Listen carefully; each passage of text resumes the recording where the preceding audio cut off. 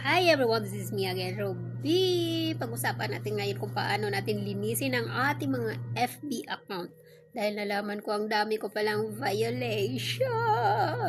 Okay, so ngayong araw, habang nag-delete ako sa mga violation ko, isi-share ko din sa mga baguhan dyan kung paano natin i-delete ang violation sa ating mga FB.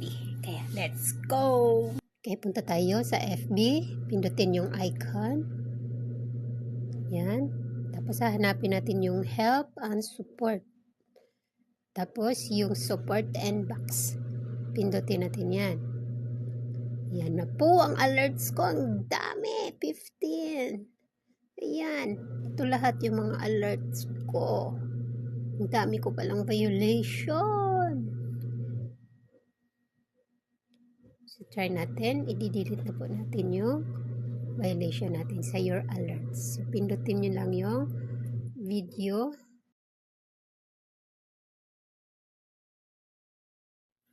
Yan, pindutin nyo lang yung see details.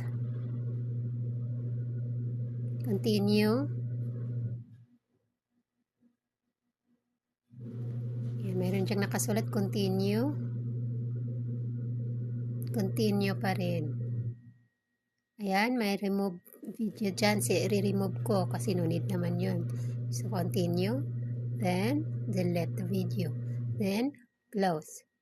So, yun lang. Punta ulit. O, balik.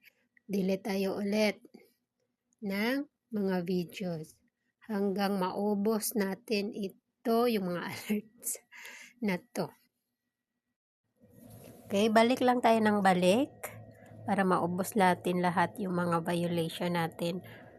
Ayan lang po. Pino-forward ko na lang po yan para madali. Hanggang maubos na, wala na po tayong notification na makikita.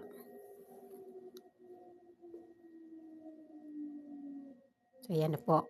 Ang alerts ko ay wala na. So, andito na po. Salamat!